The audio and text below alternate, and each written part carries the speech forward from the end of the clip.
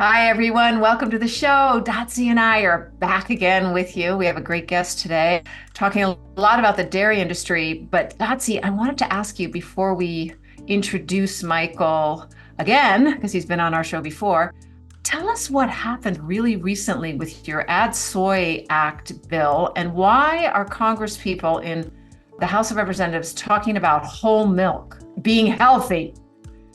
Oh my gosh. Yeah, I feel like this journey with this legislation is like a second Olympics, but it's even more nerve-wracking somehow. It's been a wild ride. I mean, we're almost at 3 years of working on this bill, and the average bill takes 7 years to pass. So buckle up, sister, right? Anyway, so there is a bill that passed the House of Representatives last week called the Whole Milk for Healthy Kids Act. The people that are the co-sponsors of that and the lead on it is Representative Glenn Thompson, and they have been working on it for 6 years. So there's a little bit of the proof, right? Like the vote was, well, I don't know, now like 5 or 6 days ago. So this Whole Milk for Healthy Kids Act is exactly what it sounds. They just would like to put whole milk back into school. There's a, school of thought that the kids aren't drinking the milk. We've talked about the waste of the milk cartons thrown away, unopened in the school lunch program. And the people that or the co-leads on this bill feel like that is because, quote, their words, the 1% or a non-fat milk tastes like dirty water. They think the kids don't think it tastes good. They think whole milk tastes delicious, and so that they'll drink more milk if they have access to whole milk. So that is the entirety of the bill. It's just bringing whole milk in as an option. And It's so a school lunch program, which is something that's nationwide and it's for kids. Is it for all kids or for kids who economically are below a certain level? what they feed the kids and their beverage choice, which they just have one beverage choice, milk, period. There's no other beverage choices, is for all what is almost 50 million children of the school system in America, the public school system. There's about 30 million kids that are a part of the school breakfast and lunch program, and that is free breakfast and lunch. So, but this is for all kids because it's the only choice that they are given is cow's milk. So, what we did at the final hour, and pardon me if a lot of our listeners know the exact journey that a bill takes, but I did learn some things this last week. So, the bill goes up in the House for. And it's going to be dropped on the floor for a vote in a couple of days. So what happens at that point are the different sides can enter amendments to the bill that they want to see the bill pass, but also, these amendments to it. So we put in an Add Soy Act amendment to this Whole Milk for Healthy Kids Act. It was Amendment 16, and it was literally to bring in a dietary guidelines approved plant-based milk option for the kiddos. And the only plant-based milk that dietary guidelines has approved is soy. So that's why it's soy milk. So we did that. And then they go to the Rules Committee has a discussion on what amendments they're going to allow to be attached to the bill when it goes to vote. Well, the Rules Committee that has 9 Republicans and 4 Democrats shut all of the amendments down that would offer a plant-based milk option. So very much reminiscent of the McCarthy era where that's what he was doing, right? Was blocking the vote. So they just decided we're not even going to, nope, they're out. And so Congress, or the House of Representatives, didn't get to vote on that amendment because it was struck before it ever even got to the floor. So it was really disappointing to see because I would have liked to have seen what happened if the amendment had stayed in. Then they did the actual vote and it passed handedly in the House of Representatives. And so as you know, now it will head to the Senate, or it did head to the Senate. They'll kerfuffle around. They'll send it back to the House of Representatives with their amendments. And then if it passes again, it'll go to the Senate and the Senate has to vote. So it's hardly there, but it's on its way. But the interesting piece that happened just a few days ago was Senator Peter Welch, Democrat Vermont. is one of the co-sponsors in the Senate of this Whole Milk for Healthy Kids Act. And he said just a few days ago, okay, we're going to consider adding the amendment back in, because he just literally said from his mouth, kids do deserve choice. They do. Oh, we love it. That's great. So you mean you're now going to do the same thing that you tried to do with the House of Representatives in the Senate by adding? Yeah, well, he will, if he really believes that that's the case, but that is what he said. So it's kind of like, what do? We hang on every word, every half of a word that any of them say that are a part of this Whole Milk for Healthy Kids that, and our bill in the Senate, right, the standalone Add Soy Act, has 4 senators that are co-sponsors of the bill. And one of them is John Fetterman. And John Fetterman is also a co-sponsor of this Whole Milk for Healthy Kids Act. So there is just a bit of a energy around that kids deserve a choice. And this is crazy that they just have this one choice, right? They deserve to be able to make their own decisions with their parents, on what the choice is in school. So we'll see. So is that what they're getting now? Is they're getting just 1%? Non-fat and 1%. Non-fat and 1%. So is that different? I don't really know. Sorry, I haven't been drunk milk in so long. That's different? Yeah, well, the whole milk just has quite a lot more fat and saturated fat, which the dietary guidelines has really come down on in the last 15 years on saturated fat. 1% milk is 1% fat. Is that what it is? And, yes.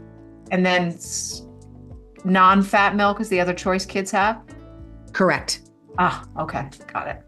Right. Yeah. The dietary guidelines came down, was the one that removed the saturated fat, as a suggestion, right, to Americans when they did 15 years ago.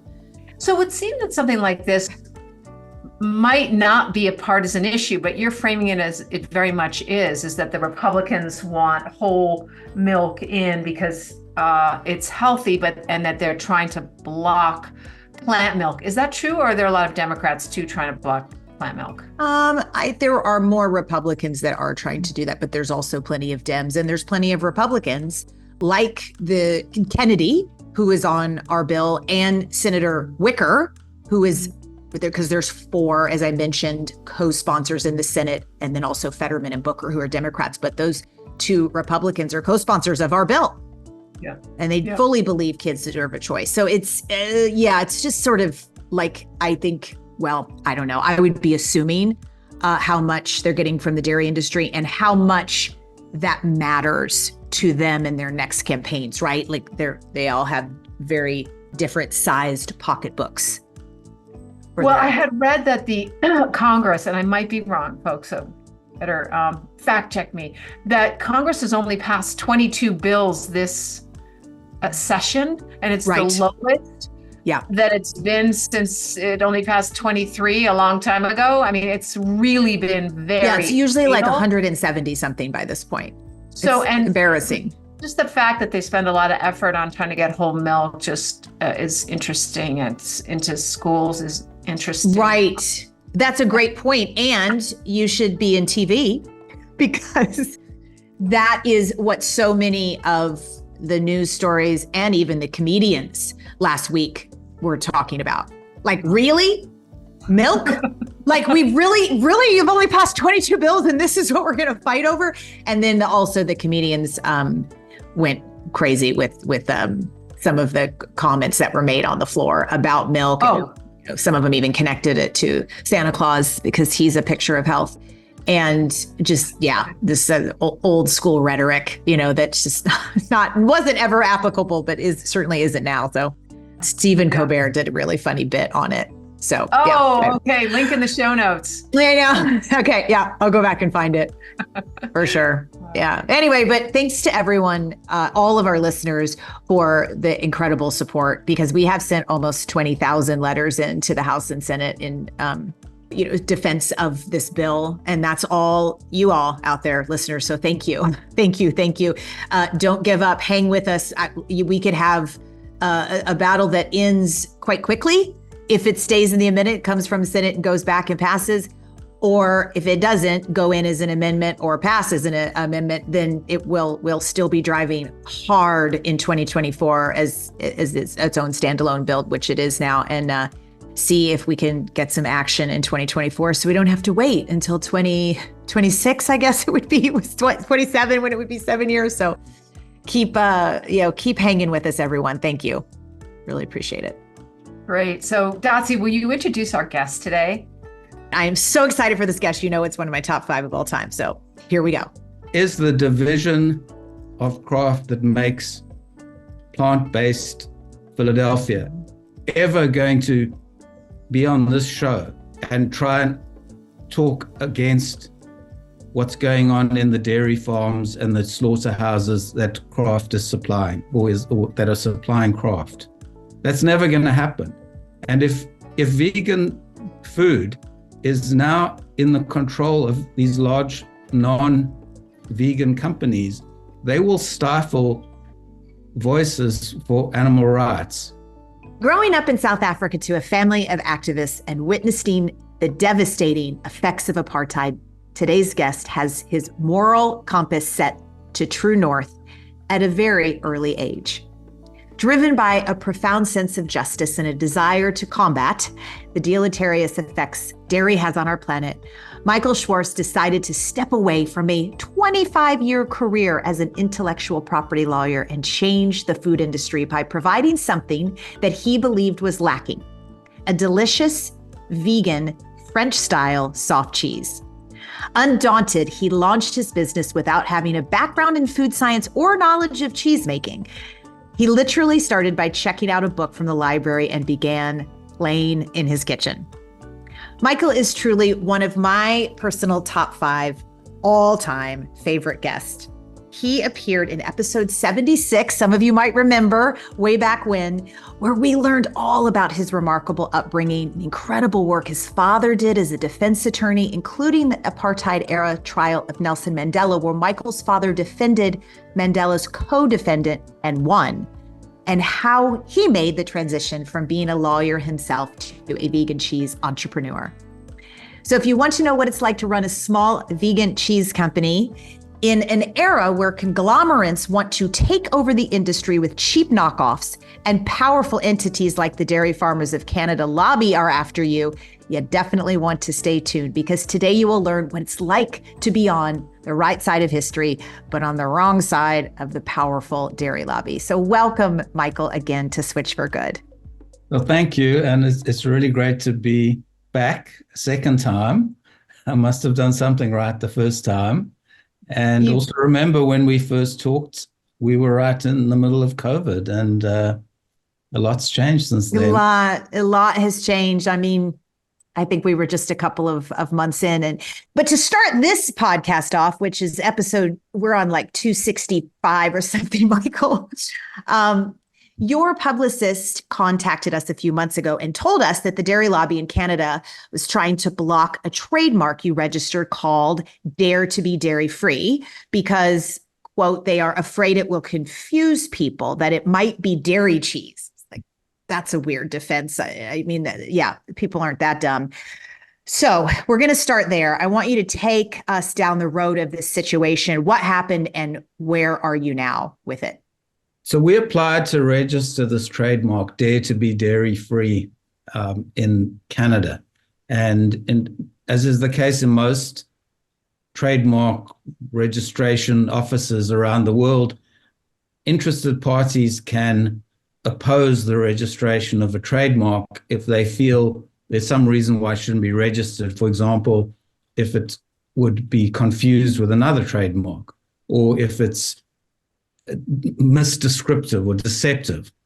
So we applied to register the trademark, and the trademark examination process approved it. But a few months ago, I get a letter from our lawyer in Canada saying the dairymen of Canada are opposing Dare to be Dairy Free. And so I looked at this thing and I thought, that's weird. Right. Okay. And I'm going to read to you from the document that they filed, because it just shows the absurdity of what they're saying. And just bear with me as we go through a bit of legalese, but I think it's worth just hearing this ridiculous statement. They say that the trademark is deceptively misdescriptive in the English language of the character or quality of the goods in association with which it is alleged to have been used or is proposed to be used. Namely, the trademark deceptively misdescribes, wait for it, that the goods are made of real cheese or contain real cheese or are dairy products. Just in case you forgot, this is dare to be dairy free. I know that you commented that, does that mean that every sugar-free candy has sugar in it? I mean, Yeah. it's or are the wheat growers of Canada going to attack the Girl Scouts for selling wheat-free cookies? Right, exactly. So they go on to say the average consumer is likely to believe that the goods associated with the trademark are made of real cheese or contain real cheese or are dairy products. So they are saying that if you put dare to be dairy free on your vegan cheese, people will think that it's a dairy product. So It just doesn't even make any sense. it's so completely nuts. And all that it makes me think is this is just bullying. Yeah. There's no other way of putting it. It's just a bunch of cattle exploiters having a go at a small vegan company. And then I say, well, why would they do that? Well, they're doing it because they want to set a precedent and they want to stop people from having these trademarks. And they have picked the smallest, weakest target that they could possibly find to do that, which kind of, I don't want to be too kind of dramatic, but that's sort of consistent with what they do for a living, right? I just want to be clear with this. This is not like a position statement that the dairy industry sent into the trademark. They actually filed a lawsuit. It's like a lawsuit, yeah. It's not in court. It's in a government office in Canada, but it's like a lawsuit, yeah.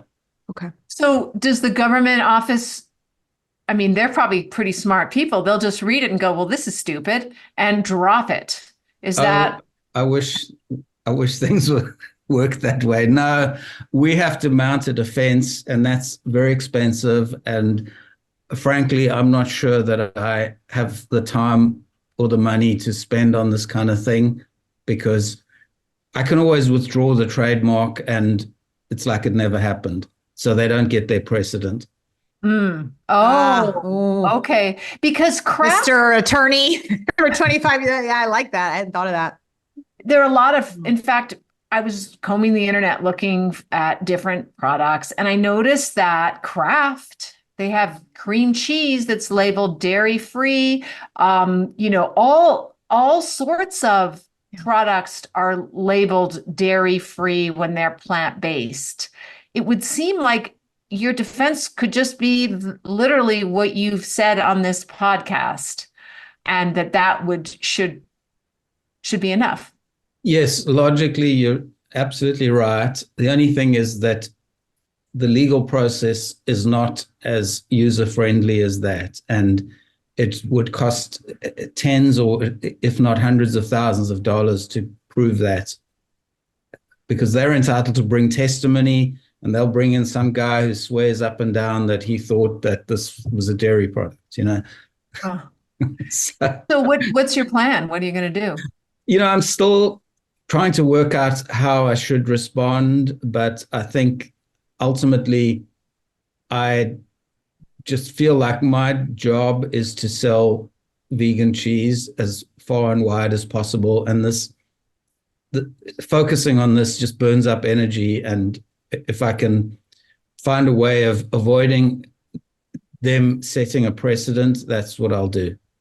Okay. At a low cost, unless some benefactor steps in and decides they want to fund the case. So now you'd be able to use the word vegan, which you do use. Yes. So excellent. This will not prohibit us from using anything if I withdraw it. There's really no downside, but I think from my perspective, the existence of this type of thing just reflects a mentality, which is a a bullying mentality and a mentality of we're going to do everything we can to basically make sure the public never gets the truth about any of this stuff. This is just about a trademark too. So you can put dairy free in the corner on your label. Well, this may telegraph that they would object to that. You see, it's a lot of times these oppositions in the trademark office are a substitute for litigation. They'll go after the trademark because it's slightly easier than filing a full-on lawsuit going after the product. Talk to us about what other precedents have been set with big dairy, big ag, big meat, suing and unsuccessfully in the couple cases that I can think of with Miyoko's and Hampton Creek, which is just Mayo. Talk to us about those precedents and, more importantly, what that did or didn't do, in your opinion, to the eventual success, if you want to say, of some of these vegan products. Well, I think the most significant thing is that a lot of states have enacted laws which make it illegal to use terms like veggie burger or veggie sausage or even, vegan meat. I'm not sure if those are covered, but they're trying to go after these sort of generic terms coupled with veggie or vegan or plant-based.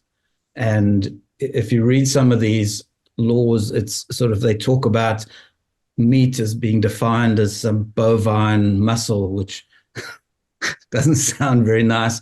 But in any case, they're trying to stop everyday use of terminology like veggie burger. They see vegan substitutes as a threat.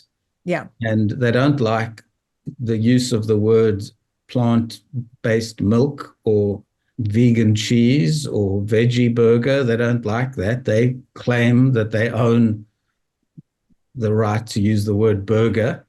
And because they have such lobbying power, they have got several states to enact these laws. I haven't been involved in this at all, but luckily the companies that have been affected by this, like Upton, which makes seitan, have fought these and have won. And at least one of them is still on appeal. So we don't know what's going to happen with that. But there's this constant sort of background noise of the meat and dairy industries trying to stop vegan companies from using certain language, even though that's part of the English language at this point. And they feel they have exclusivity on that.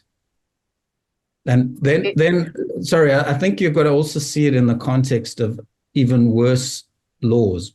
And the one that I'm thinking of is the so-called ag-gag laws, which they have tried to enact in order to stop undercover investigations of cruelty in dairy plants or meat plants.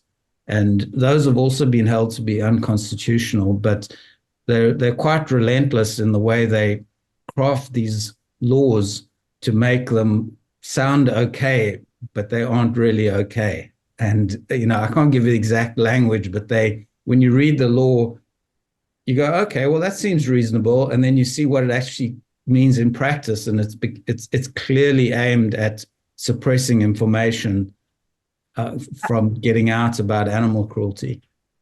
I can give you an example.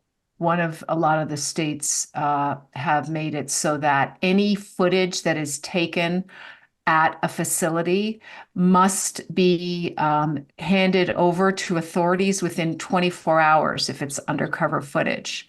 Now, that's all sounds fine, but the problem is that then the company can say, well, this is just a one-time problem. This was just, it wasn't a pattern. And that's why it's important that undercover investigators be able to track over long periods of time and footage that documents just more than one 24-hour period. So that's a perfect example of what you're talking about, Michael. Yeah. And on the face of it, it sounds, so logical. And we're not trying to stymie speech or fairness or anything animal cruelty, but really they are. It's kind of a backdoor way. Another thing is lab grown meat too, is that they're not only going after vegan, but they're these states, I think Missouri and Mississippi are two of them, are trying to define meat as an animal who has been slaughtered. So, so even lab grown meat has come under their, their hatchet because that would really ruin the current meat and dairy industry. Yeah. And then when you look at what's also going on, and I don't mean to get too into, the criticism, because I think all your listeners know exactly how bad these people are. But I don't know if you've seen these child labor cases where they take literally children and make them work after hours in slaughterhouses cleaning up the mess. And I find this that is beyond the pale, to subject a child to a slaughterhouse. And some child was actually very badly injured by some kind of blade. And that's, I think, what caused this expose of what was going on. But I think what you're seeing is an industry that is kind of desperate because people don't want to work in these places. And the only people they can get to work there are people who are genuinely desperate and have no other options. And I read those articles too, and it was it's really tough because those teenagers desperately needed money. And so the only companies that would hire them were ones who would sort of look the other way, like Michael was talking about. They weren't being forced, so to speak, by the companies. They were wanting to because they were so poor. Usually they were immigrants, often illegal immigrants. Am I right, Michael? So it's not as... I think there's a fine line between at what point is someone really forced into something. And well, they're forced, but not by the meat company. They're forced because of our laws, and I mean, there's so capitalism, and don't you think?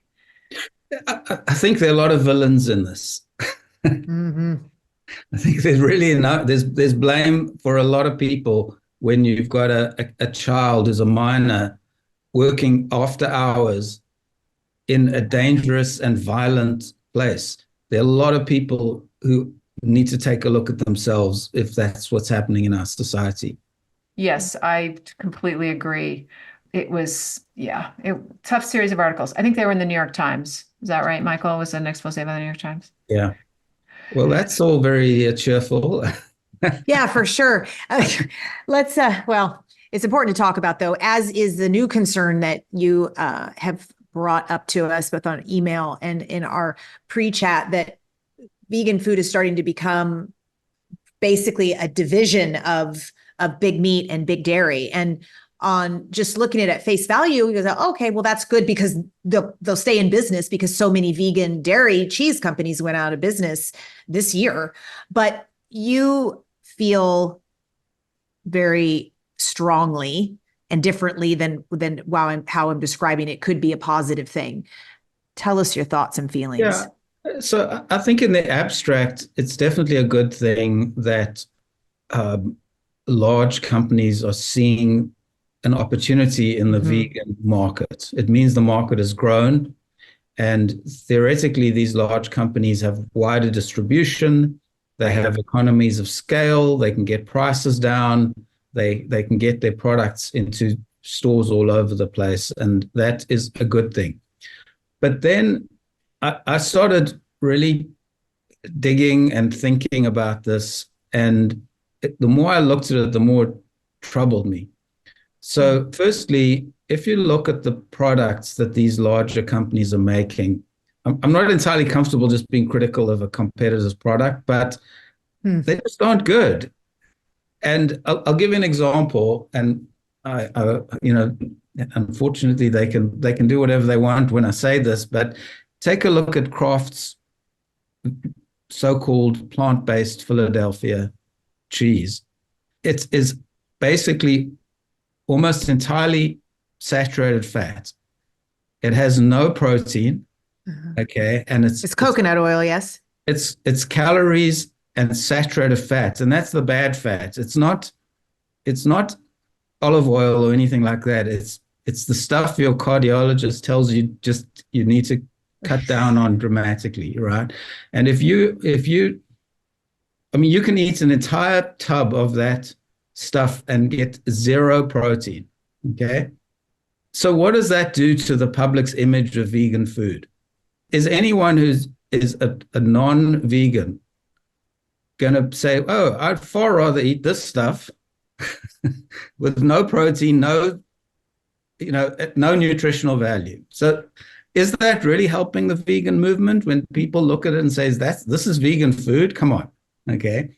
And just to plug my own company, at Treeline, our equivalent cheese has 2 grams of protein per serving. It has very little saturated fat. It's a healthy, good product. But we really struggle to get into stores where these big brands are, because a lot of stores require to buy the shelf space, and we can't outbid Kraft for shelf space. So the image of vegan food, I think, is being harmed. And then there's something that I find even more troubling. And we just talked about ag gag bills. Well, is the division of Kraft that makes plant-based Philadelphia ever going to be on this show and try and talk against what's going on in the dairy farms and the slaughterhouses that Kraft is supplying, or that are supplying Kraft? That's never going to happen. And if vegan food is now in the control of these large non-vegan companies, they will stifle voices for animal rights. And I see this as a very, very negative thing. So that's a big part of it. And my concern is that we're all excited about the growth of veganism and the growth of these plant-based divisions of dairy companies, but we don't know where we're heading with this.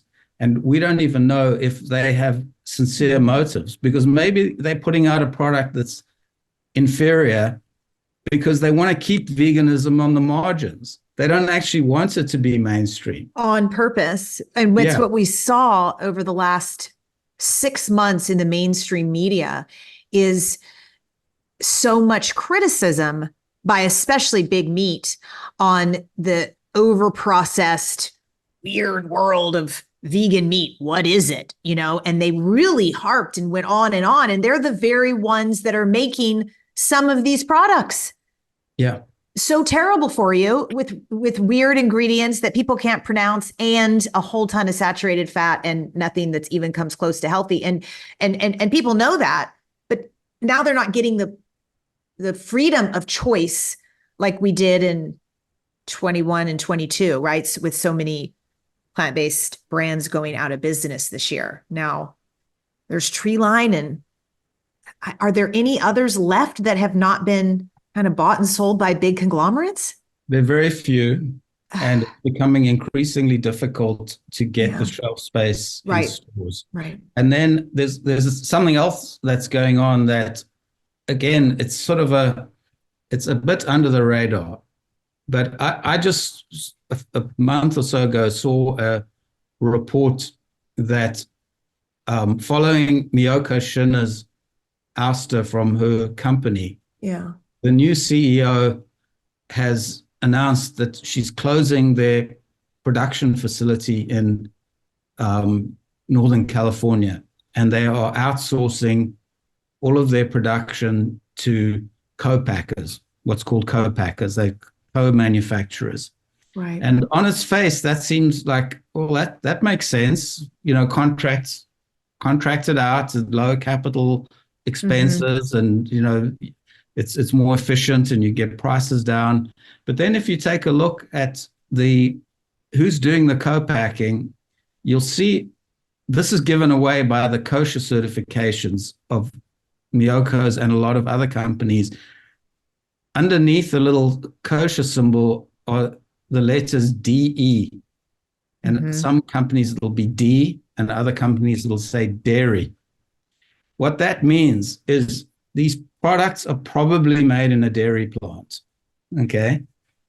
Now, so that's the may contain too, right? Like so many products now say that. Well, I think the same thing, the DE and the may contain. Yeah, so there is a concern with allergens, but that's not really my concern because they can clean the equipment out and it's fine. But here's what really troubles me about this is if it's true that the vegan market is growing, that must mean that dairy companies their sales are dropping, right?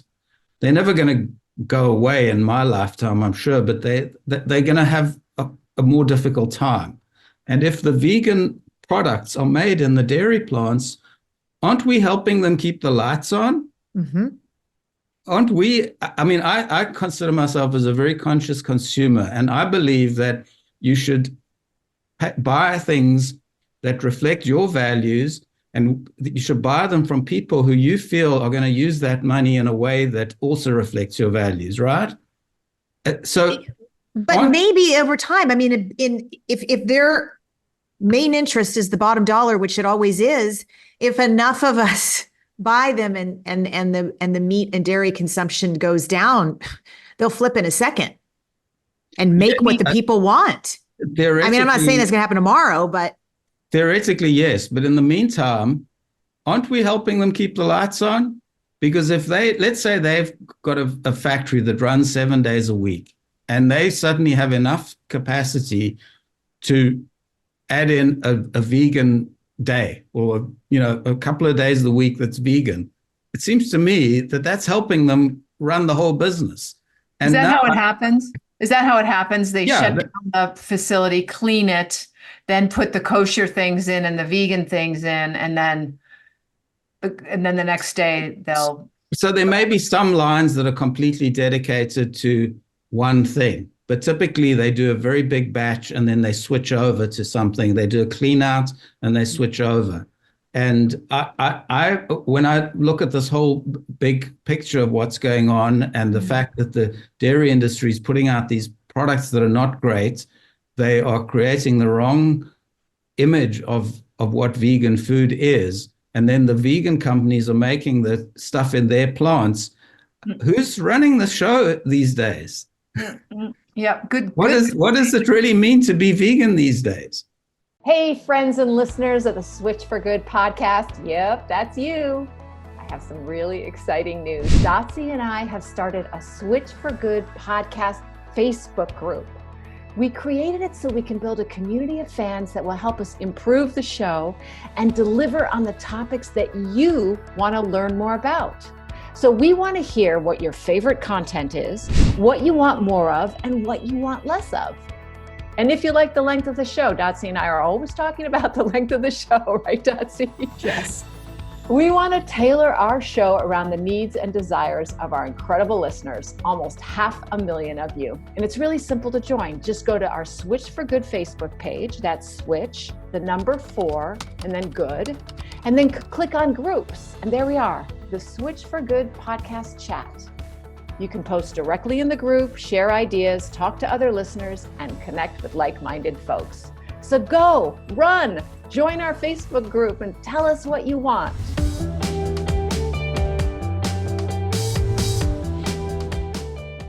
So, Michael, one of the catch-22s is that when a small company starts and becomes successful, often their goal is to be sold to a conglomerate because then they will either do more things, a larger line, or earn more money, which is, so it's tough, right? That's why you are one of the only ones left standing.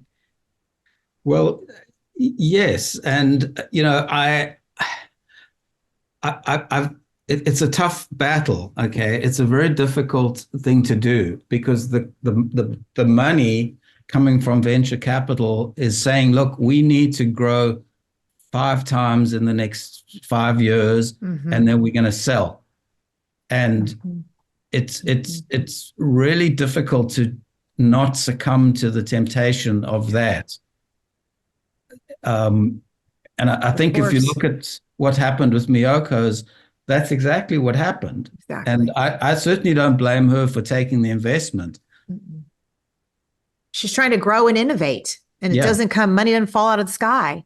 Exactly. Then the second they get 51%. And when people put that amount of money in, they aren't going to sit back and watch you, do the stuff you really love doing. Right? Yeah. Can a vegan come at it both ways and play both the short and the long game by really making sure that they are buying brands like Treeline, right, that are independently owned? But if we don't show that we want the vegan product from Kraft, well, then it's just really game over. It just goes back to the meat and dairy based products. They don't even make a vegan product. Now, look, I don't think there's an easy answer to any of this, but what I would say is that we do have to try. And I think consumers should really be looking carefully at who owns the company that is making their vegan product. Yeah. And where it's made, what it's made from, and who stands to gain from it. Right? Is it somebody that's aligned with you ethically that will gain from it, or is it somebody who actually totally disagrees with you ethically who's going to gain from it? We're at Treeline. We're starting a sort of a campaign of identifying ourselves as what I'm calling authentically vegan. And what authentically vegan means is that firstly, we make vegan products. We speak out on the issues that are important to vegans. And also we create an image for vegan food that is a positive image, that it's healthy, that it tastes good, that it's something that you want to share with non-vegan friends, rather than, oh, well, the vegans are making the stuff that's highly processed and just tastes horrible. And the only reason why they eat the stuff is that they are just so convinced that they're right about this issue that they're willing to eat this horrible food. Now, I am convinced I'm right about this issue, but I'm not willing to eat horrible food. And I don't think I'm any kind of ambassador for veganism if I'm putting out stuff that's just not good. And, it has to be good to be vegan, in my opinion. It also has to do good. And you have noted that a lot of these products which are cheaper and made by the large companies have palm oil in them. Can you talk a little bit about why you feel palm oil is not vegan? Yeah, palm oil is one of the most destructive oils that is in wide circulation, and it's in everything. And the growing of palm oil has caused just probably more environmental destruction than any other oil. There's a lot of greenwashing of palm oil to try and convince people that it's actually okay. I'm just not buying that. And, you can see these horrible images of orangutans and burnt forests and just devastation of natural habitats. I can't see how we as people who believe in compassion and are so driven by compassion can justify that kind of toll that it takes on the environment and on animals. And when we talk about the environment, what is the environment? The environment isn't just trees. It's the animals that live in the trees. It's all the birds and the monkeys and the squirrels and bugs and you name it. They're all living there. And if you destroy that, you're killing those animals as well. What is it about palm oil that makes it worse than the other oils, though? It's just the way it's grown and the monoculture that they basically take tropical areas and wipe them out and plant these trees to produce palm oil, and nothing else grows there. No, there's no habitat left. And is there from you being someone who's created foods, is what is the substitute that we should be looking for instead of palm oil? Well, what do you do? okay. So firstly, we use cashews in our products, and cashews tend to be less harmful to the environment. And I'm not going to sit here and tell you that when you plant cashew trees, it has no impact on the environment. It does, okay? And there's no getting around that, but it's nowhere near the level of devastation. Secondly, the oils that we use are from sunflowers, and sunflower is a crop that's just grown like any other crop, like wheat or corn. There are some people who feel some sunflower oil is inflammatory for the body, but that depends on how it's processed. And we use sunflower oil that is expeller pressed, and therefore does not have that problem. But a lot of sunflower oil is extracted by a chemical process with heat, and that can cause inflammation, which is not a good thing.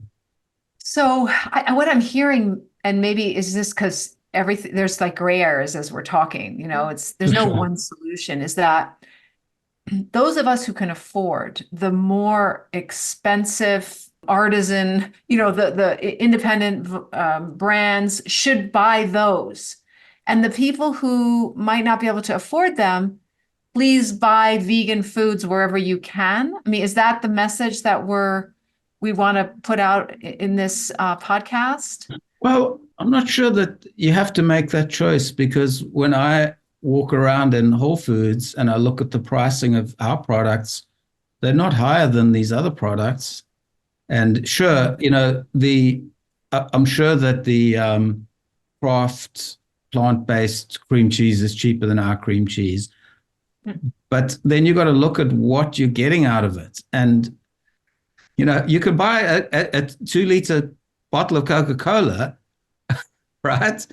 And it's cheap, but you're not getting any nutrition out of it. So it's not really cheap. It's actually going to make you sick. So why would you do that? Why not buy, some like a healthy snack that's an apple or an orange or something instead of the 2-liter bottle of Coca-Cola? Yeah. I guess I was thinking more about the people who don't shop at Whole Foods at all, don't have a Whole Foods. There are a lot of people that we want to touch in America and around the world who don't have access to any kind of health food store. And so I've always been pleased to see that these large companies are incorporating, like Dotsie said, a line of vegan foods that are accessible. How do you suggest we navigate that ethically? Yeah.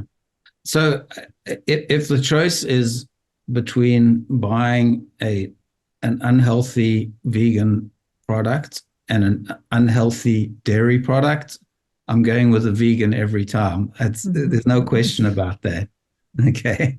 I am really lamenting the fact that that's what some of the choices are. It shouldn't be like that. Right. I hear you. So what we want is Kraft to make a vegan option that doesn't have palm oil and tastes good and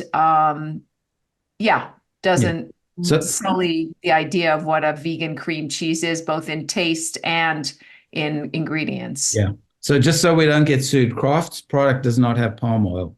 Oh, okay. Okay. I don't want to mislead anyone on that. But look, I have I've been in Wisconsin at 1:00 in the morning, and I've been on a plane and I need food, and I go to Burger King and get an Impossible Burger. I'm not going to pretend that I'm so, pure that I'm just never going to eat that kind of stuff. If I've got to have something, and you do what you got to do, and it's better than eating a meat burger. There's many wonderful things about veganism, and some of the challenges are, as it relates to consumers, is that vegans aren't all the same in terms of their reason for being vegan, right? So that there's a lot of ethical vegans that are like, I don't care what's in it. I'm just going to go to the store and buy vegan. And I'll even say for myself as an athlete, yes, I was a much more, I wouldn't even say health, just performance focused, which ended up, being more Whole Foods, of course. But now I'm like, kind of lenient. I mean, it's all about the ethics. And I don't think, I mean, I want to be healthy and I move every day and stuff, but I'm not hyper, focused. And maybe some of it too is from a long time ago, eating disorder background. I don't really want to think about food that deeply anymore. And so I'm like, it's not the healthiest thing, but now I'm learning some of the ethics about palm oil. So there you go. But we're not all the same, right? Veganism has so many entry points, which is amazing, but we're not just one group that all have the same reason behind. And so it will be very difficult to move the movement in one direction because their whys are so different. Our whys are so different. Look, you're exactly right about different reasons, and I'm giving you my reason. My reasons are primarily concern about cruelty to animals, and for me, it's really important that I am free to advocate for animals. Mm-hmm. Right. And if I'm owned by a dairy company, I don't think I can do that anymore, and so. That's where I'm coming from on this thing. Yeah. I'm very concerned about ethical vegans being marginalized by the growth of big dairy into vegan products. Yeah. And I'm not definitely not suggesting you should eat dairy rather than vegan. Right. And I would certainly suggest that was a part of what went down with Miyoko.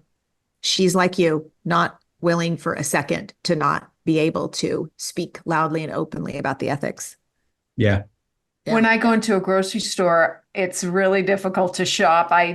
Because there's so many different ethics that I have. Like, okay, is this fair trade? What is it in? Is it in plastic versus glass? Is it vegan? And now I appreciate, Michael, what you're saying, because now I have another layer. You're making it more harder, but not harder. Just one more component is, looking for these companies that are independently owned that might not be as inexpensive as some of the stuff that the large conglomerates are putting out. Yeah. Or, but that, they're more likely to taste better, and that it's important that we keep these brands and we don't let them get swallowed up by these large companies. So, I didn't know about Miyoko's. I mean, I knew there was a kerfuffle over there, but I really didn't know what was happening. So that's a brand that I didn't realize had been bought out by a much larger company. No, it hasn't been bought out, but they have announced they're going to close their production in California and go to a co-packing model. And the other products they have that are co-packed are all kosher DE. So they are made in plants that also handle dairy. So they have not yet been bought out. So I don't want people to get that impression. Yeah. But your point being that it's cheaper, and that's why they've made this choice, and that it might not be the best for veganism writ large. Yeah, they also killed a lot of the innovation that was going on there. That I don't know new regime anything about. All I know is what I've read in the press about what's going on. I do, and that's one of the problems. I'm just sharing it because I love their field roast sausages, and they have been bought by one of the biggest meat packing companies, right? Yes, that's correct. Okay, and then the packaging looks the same. Is it on the back in teeny tiny print? Does it need to be or do we just have to go to the internet and who owns such and such, our favorite brands? Another one is Tofurky, that is now owned by a Japanese dairy company. Right. And Silk was bought out by Danone, right? Yeah. And Follow Your Heart was bought by Danone. Oh, Follow Your Heart. Right. That's that granola hippie company that started in Los Angeles. Wow. Right. So if they're not forced by the, I guess, FDA or FTC for the trade to put who they're owned by in the back, is what I'm saying. Like, people wouldn't know. You have to go to the internet and research. Like, it's not going to now say behind the back of Field Roast. No. Who owns them? Okay. I didn't know if there was some rules. It may say the name of the company that owns them, but unless you know what that means, If you go to the field roast website, it's not showing you a slaughterhouse. Right. Definitely not. Right. Right. Yeah. And Light Life too. I love that tempeh. It's like, oh Lord. Yeah. I did learn all of this from you and getting ready for the show. It's so many of our everyday in our house, everyday favorite brands. You see, what I think is sad is, imagine there's a restaurant in town that's a mom and pop restaurant, makes great vegan food, and you don't really go there very often. And one day it closes down and you go, geez, I'm so sad it closed. And then you go, but I didn't really go there. And that's, we're seeing so many vegan brands disappear.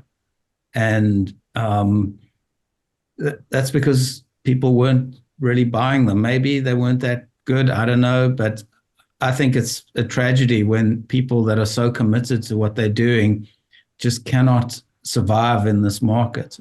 Mm-hmm. So I'm trying to rally like-minded people to please support the smaller brands. And even if it costs you 5 cents more, in the long run, it's a better decision because you're getting a better product and your values are reflected in what you're buying. Yeah. If I was a listener, which I am right now, I would say, tell us who they are. We know Treeline. Who else are you? Just, depends on where we live, if we can get it. But can you give us a list to focus on? Off the top of my head, obviously the first brand is my own. Yeah, it was delicious. I think Upton's is one very independent brand, and I think they really deserve support.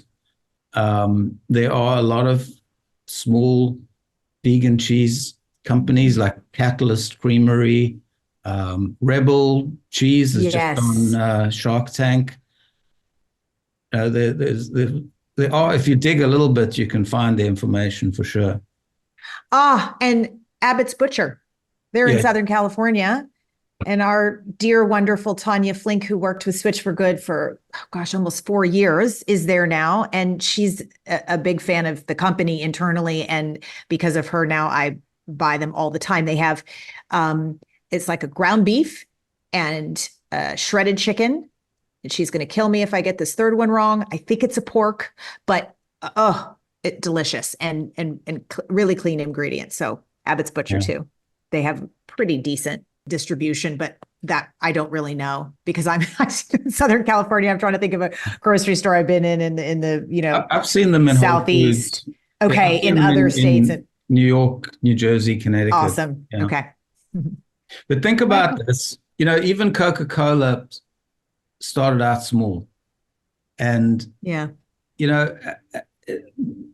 we need to look at what does America do? America is a place where you could start out small and become Coca-Cola, and I still believe it's possible if we can appeal to people and resonate with people, which is what Coca-Cola did.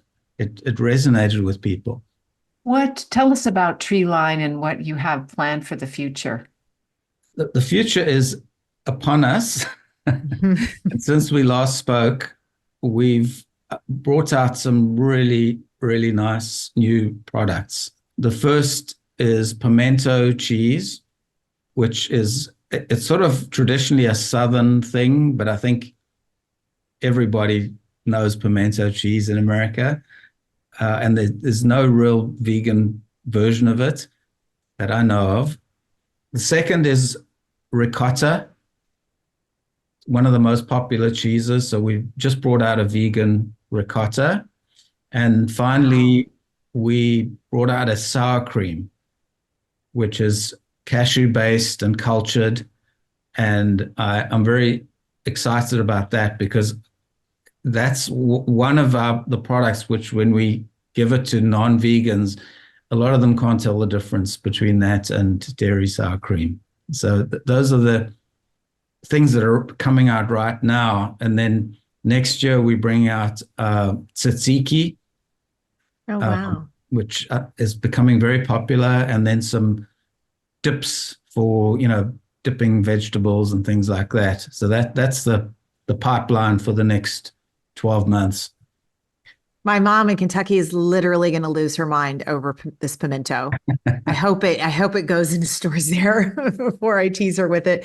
And last time we had you on the show, you were coming out with shreds and slices and your line of cream cheeses, and those are all currently in stores now. No, so we've really discontinued the shreds and slices. Okay. Because we have not been able to compete with the bigger companies that are making them out of this coconut oil and starch. Yeah. So we discontinued those, and we went into that just as Miyoko was exiting slices and shreds. And I remember having a conversation with her about that and thinking, oh, geez, she's getting out and I'm coming in. This is not going to work out well. And so we did discontinue those, and then cream cheese is in distribution. Yeah.